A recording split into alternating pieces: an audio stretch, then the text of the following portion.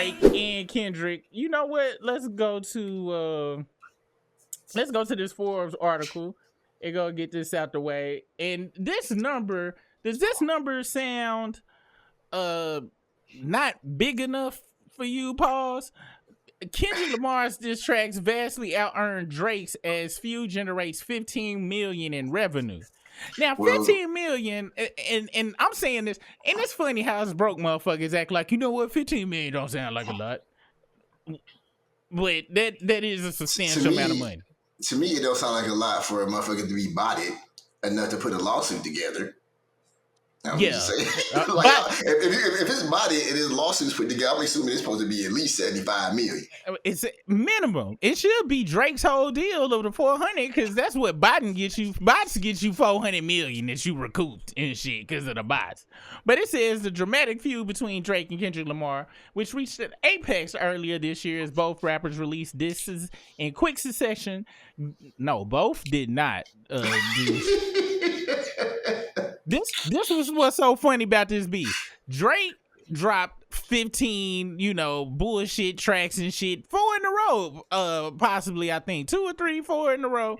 One had to get disqualified. 2 of his songs had to get disqualified for bitch assness. That fucking Taylor made song and the damn part 6. The fraudster is such a bitch. But anyway. They generated more than 15.4 million across all their diss tracks, Billboard reported, and most of the revenue comes from Lamar, who is considered the winner of the feud by many fans. So they are telling us not only did he win just from a cultural and just better, well, not even better because he is better, but from being an actual rapper who writes his own shit point of view, but he also won money-wise. They always want to talk about numbers over there in the fraudster camp. Well, you can't fraud this shit, all right? Lamar started chopping Grammy-nominated hit Not Like Us was the biggest earner, generating about 7.6 million in streaming sales. Pushing revenue, Billboard reported, accounting for nearly half the 15.4 million. Lamar also had the second biggest hit in the feud with Like That with Future and Metro Boomin that made 406 million in revenue. Punk ass Drake grossed just under 1 million each for his 2 diss tracks, and even these motherfuckers only counting the 2 because the other ones had to be disqualified for bitch assness.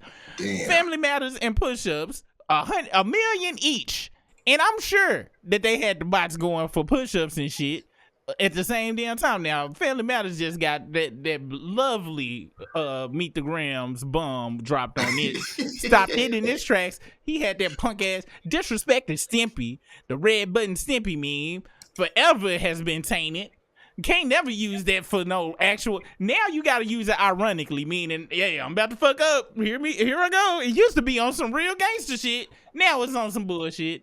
So they made $1 million each for them bitch ass tracks, while Lamar's Meet the Grams and Euphoria generated about 800,000 and 444,000 respectively. And I'm not surprised about the 444,000 for Meet the Grams.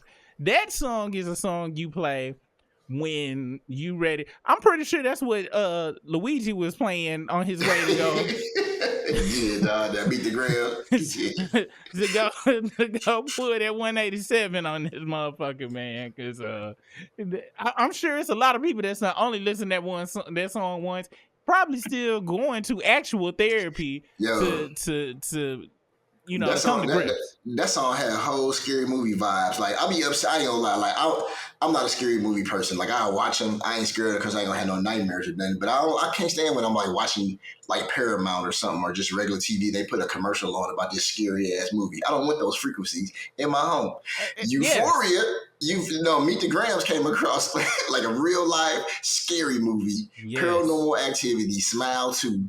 Yes. And it just gives you that kind of vibe when you hear it, like, oof. Yes, like on some real shit. Listen to that shit, and he dropped it in the middle of the night too. Like, he dropped it on some vampire shit, and it just felt like a creepy ass, like, Slender Man and shit from the damn Minecraft. It felt like that motherfucker was sitting in the corner looking at you. The Babadook and shit that was chilling in the motherfucking house. I'm like, oh my god! But I listened to that song like 50 times around though, because I ain't gonna lie, I don't want the scary vibes when it comes to just regular life, but. When it's destroying the fraudster, I'm welcoming it all. I'm letting all the evil spirits. I will say, out of this 440,000, respectively, at least $3.17 was me listening to that song over and over. Minimum. Lamar's diss tracks were the clear winners on the charts, Not Like Us and Like That peaked at number 1 on the Billboard Hot 100, while Not Like Us reigning for 6 weeks on the Hot 100 and becoming the longest running song at number 1 Billboard's Hot Rap Songs chart. Fraudry, however, sold nearly twice as many albums in 2024 as Lamar, with 6.8 million album units to Lamar's 3.5 million, Billboard reported. The diss tracks wouldn't have boosted either album sales since no diss tracks were included on Fraudry's or Lamar's albums. Surprising fact is Drake and Lamar both released more diss tracks that Billboard did not analyze, possibly because they were not released on music or streaming, which included the TaylorMade, the Fart Part 6, and 616 in LA. Drake deleted the TaylorMade freestyle because he's a bitch in April following a legal threat from Tupac Shakur's estate, because Drake had used the rapper's AI generated vocals because he's a bitch. And he reportedly deleted the rest of the diss tracks and posts referencing the Feud. He did pretend like the Feud didn't even exist. I forgot he deleted everything off of there. So yeah, that's what that's about. They go into the background of the beef and stuff, but yeah, wonderful year. This year is ending on a great note.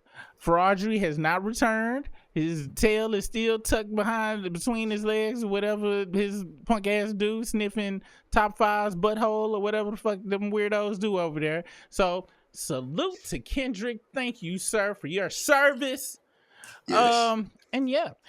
So on to the next subject, you guys.